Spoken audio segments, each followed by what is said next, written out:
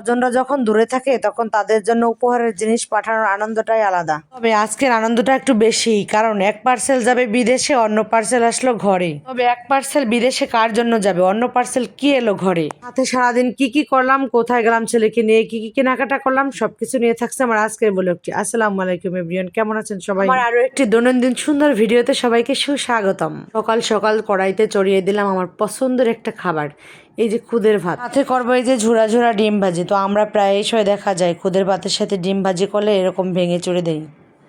খুদের ভাতের সাথে ঝুরা ঝুরা ডিম ভাজি হলে আর কিছুই লাগে না, এত মজা লাগে। তাছাড়া সাথে যদি হয় একটু শুকনা মরিচ আর কাঁচা পেঁয়াজ, তাহলে তার কথাই নেই। যদিও পছন্দের খাবার তো আমি খেতে পারছি না, কারণ ডায়েটে আছি বর্তমানে, ওজন নিয়ে খুবই চিন্তিত। যদিও এর আগে সকালে একটু একটু খেয়েছি, তবে এখন পুরোপুরিটাই বন্ধ করে দিয়েছি, কারণ ওজন এক জায়গায় স্থির হয়ে দাঁড়িয়েছে, নড়েও না চড়েও না সেখান থেকে।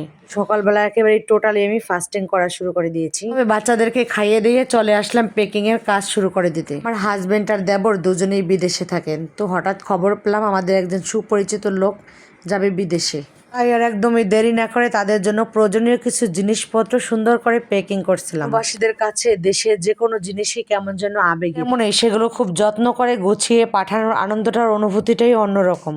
প্রথমে কিন্তু কালো টেপটা দিয়ে শুরু করেছিলাম, তো 2-3টা প্যাচ দেওয়াতে কিন্তু কালো টেপটা শেষ হয়ে যায়, তো পরবর্তীতে সাদা টেপ দিয়ে প্যাকিং এর কাজটা শেষ করলাম। ওটা শেষ করতে না করতে দেখেন ঘরে এলো আমাদের ঘরে মিষ্টি একটা চমক। তবে বিশাল বড় একটা পার্সেল দেখে আমার বাচ্চারা যে কি খুশি হয়েছে তা বলে বোঝানো যাবে না।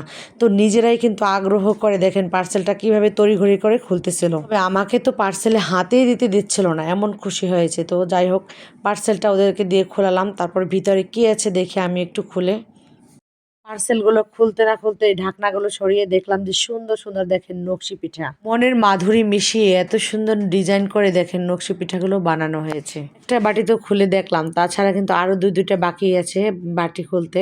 তো এটা খোলা মাত্রই দেখতে পেলাম দেখেন জিভে জল আনার নাড়ু, এত সুন্দর সফট নাড়ু, মুখে দেয়া মাত্রই কেমন যেন গলে গিয়েছে, খুব সুন্দর একটা সুঘ্রাণও ছিল। তাছাড়া তো আমার আরও একটা পছন্দের পিঠে বেরিয়ে এলো, দেখেন এই যে ঝিনুক পিঠাটা। তো এগুলো কিন্তু বিয়ের আগে আমরা বানিয়ে নিজেরাই খেয়েছি। তো এগুলো কিন্তু একেবারে গুড়ে ভিজানো ছিল সুন্দর পিঠাগুলো।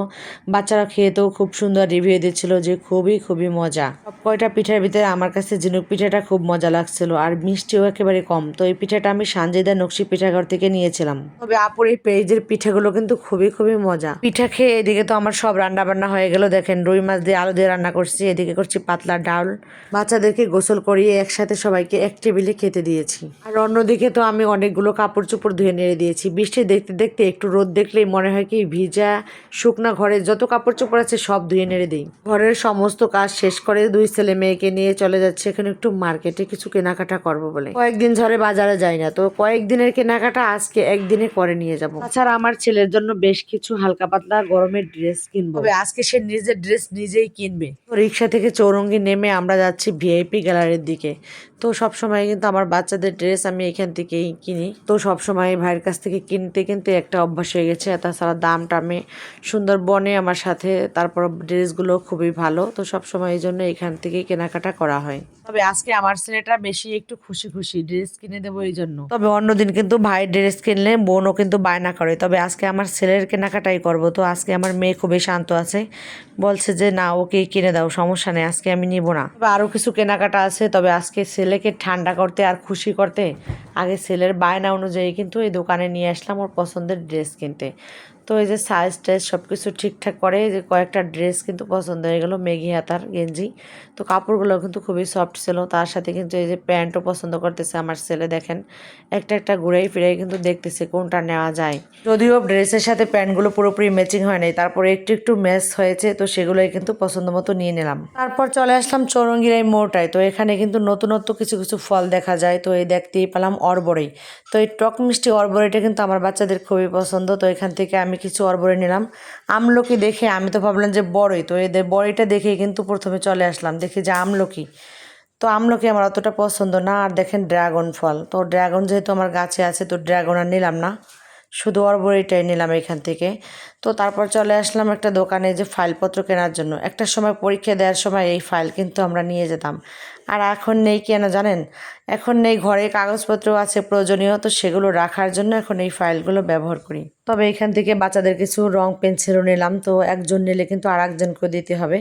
তো দুইজনাটার জন্য দুই রকমের রং পেন্সিল নিলাম। তো একজন নিচে মোম রং, সাথে আর একজন নিচে পেন্সিল রং। তো আজকে আর বিশেষ করে বেশি কিছু খাওয়া দাওয়া করবো না। তো সামনেই দেখতে পেলাম বুট ভাজা আর বাদাম ভাজা। তো এখান থেকে আমি কিছু বাদাম ভাজা নিলাম। তো বাদাম ভাজায় যে বড় বড় যে 3 কোয়ার বাদামগুলো খেতে কিন্তু খুবই মিষ্টি। গরম গরম বাদাম নিয়ে আসলাম চলে বাজারের দিকে। তো এখান থেকে বেশ কিছু হাঁসের ডিম নিলাম বড় বড়, সাথে নিয়েছি মুরগির ডিম। তবে পর্যায়ক্রমে সব কেনাকাটা শেষে সবশেষে আসলাম বাচ্চাদের জন্য প্রয়োজনীয় কিছু খাতা পেন্সিল কিনতে। তবে সব কেনাকাটা শেষে বাসায় চলে আসলাম। আর এসে দেখেন নতুন একটা জিনিস আনলাম আজকে বাজার থেকে। তবে নতুন নতুন কত জিনিস না বের হয়। দেখেন কোকো কালার রাবার। তো কিভাবে এটা দিয়ে মুছে, তো আমার মেয়ে আমাকে খুলে দেখাচ্ছিল। তো বাজারে যাওয়ার আগে থেকেই বলছে যে এই রাবার কিন্তু কিনে দিতে হবে।